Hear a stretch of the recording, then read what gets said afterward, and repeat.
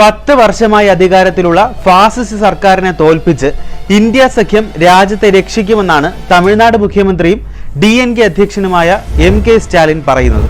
ഡൽഹി മുഖ്യമന്ത്രി അരവിന്ദ് കെജ്രിവാൾ ആകട്ടെ ഒരു പടി കൂടി കടന്ന് ലോക്സഭാ തെരഞ്ഞെടുപ്പിൽ ഇന്ത്യ മുന്നണി 300-നടുത്ത് സീറ്റ് നേടി അധികാരത്തിലെത്തുമെന്നും തനിക്ക് പ്രധാനമന്ത്രി പദം വേണ്ടെന്നും വ്യക്തമാക്കി. കോൺഗ്രസ് ആകട്ടെ ഇതുവരെ ചോദ്യത്തിൽ നിന്ന് വഴുതി മാറുകയാണ്. എന്നാൽ കഴിഞ്ഞ ദിവസം ഇന്ത്യ മുന്നണിയുടെ പ്രധാനമന്ത്രി ആരെന്ന ചോദ്യത്തിന് കോൺഗ്രസ് അധ്യക്ഷൻ മല്ലികാർജുൻ ഖാർഗെ രാഹുൽ ഗാന്ധിയുടെ പേര് നിർദ്ദേശിച്ചിരുന്നു. രാഹുൽ ഗാന്ധി രാജ്യത്തെ യുവാക്കളുടെ പ്രതിനിധിയാണ്, രാജ്യത്തിന്റെ മുക്കുമൂലയും പഠിച്ച വ്യക്തിയാണെന്നും ഖാർഗെ കൂട്ടിച്ചേർത്തു. ഇതോടെ കോൺഗ്രസിന്റെ മനസ്സിലിരിപ്പ് വ്യക്തമായി കഴിഞ്ഞിരിക്കുകയാണ്.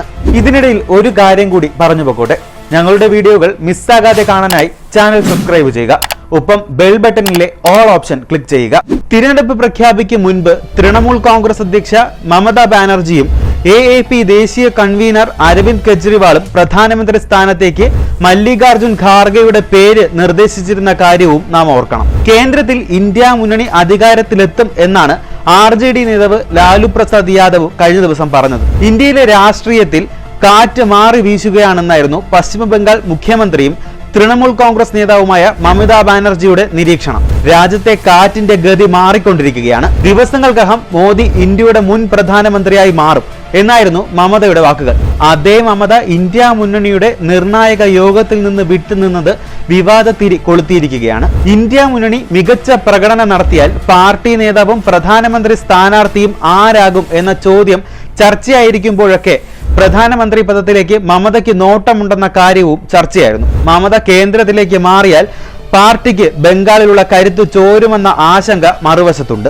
ഇന്ത്യ സഖ്യത്തിൽ തർക്കം രൂപപ്പെട്ടതോടെ മല്ലികാർജുൻ ഖാർഗെ, ശരത് പവാർ, നവീൻ പട്നായിക് എന്നിവരുടെ പേരുകൾ ചർച്ചയിൽ ഉയർന്നതും മമതയ്ക്ക് എതിർപ്പുണ്ടാക്കിയിരുന്നു. കൂടാതെ അരവിന്ദ് കെജ്രിവാളിനും സമാജ്വാദി പാർട്ടി നേതാവ് അഭിഷേക് യാദവിനും ഇന്ത്യ മുന്നണിയിൽ കിട്ടുന്ന സ്വീകാര്യതയിൽ മമതയ്ക്ക് ആശങ്കയുണ്ട്. പ്രധാനമന്ത്രി പദവിയിലാണ് മമതയുടെ കണ്ണ്. ലോക്സഭാ തെരഞ്ഞെടുപ്പിൽ ഇന്ത്യ സഖ്യത്തിന് കിട്ടുന്ന മുന്നേറ്റവും സ്വന്തം പാർട്ടിക്ക് കിട്ടുന്ന സീറ്റുകളും വിലയിരുത്തി തീരുമാനമെടുക്കാനാണ് തൃണമൂൽ നീക്കം. അതുവരെ ആരെയും പിണക്കാൻ മമത ആഗ്രഹിക്കുന്നില്ല.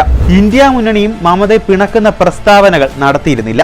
അതേസമയം NDA മുന്നണി വിജയം ഉറപ്പിച്ച് മുന്നോട്ട് നീങ്ങുകയാണ്. മൂന്നാം നരേന്ദ്രമോദി സർക്കാരിന്റെ സത്യപ്രതിജ്ഞ ജൂൺ 9 നടത്താനാണ് ആലോചന. ഡൽഹിയിലെ കർത്തവ്യ പഥിലായിരിക്കും സത്യപ്രതിജ്ഞാ ചടങ്ങ്. ഇത് സംബന്ധിച്ച കരട് രൂപരേഖ തയ്യാറാക്കി കഴിഞ്ഞു. സത്യപ്രതിജ്ഞാ ചടങ്ങിന് ഏർപ്പെടുത്തേണ്ട ക്രമീകരണങ്ങൾ സംബന്ധിച്ച് മെയ് 24 കേന്ദ്ര വാർത്താ വിതരണ മന്ത്രാലയത്തിൽ നടന്ന യോഗത്തിൽ ചർച്ച നടന്നിരുന്നു. ദൂരദർശൻ, ഓൾ ഇന്ത്യ റേഡിയോ എന്നിവയിലെ ഉദ്യോഗസ്ഥർ ഈ യോഗത്തിൽ പങ്കെടുത്തിരുന്നു. എന്നാൽ ഈ യോഗത്തിൽ സത്യപ്രതിജ്ഞാ വേദിയോ തീയതിയോ സംബന്ധിച്ച് ഔദ്യോഗികമായ ഒരു വിവരവും നൽകിയിരുന്നില്ല. കഴിഞ്ഞ തവണത്തേക്കാൾ കൂടുതൽ പേർ ഇത്തവണത്തെ സത്യപ്രതിജ്ഞാ ചടങ്ങിൽ പങ്കെടുക്കുമെന്ന് മാത്രമാണ് ഉദ്യോഗസ്ഥരെ അറിയിച്ചത്. തിരഞ്ഞെടുപ്പ് ഫലം പുറത്തുവന്ന് 4-5 ദിവസത്തിനുള്ളിൽ സത്യപ്രതിജ്ഞാ ചടങ്ങ് നടക്കുമെന്നും അതിന് തയ്യാറെടുക്കാനുമാണ് ഉദ്യോഗസ്ഥർക്ക് ലഭിച്ചിരിക്കുന്ന നിർദ്ദേശം.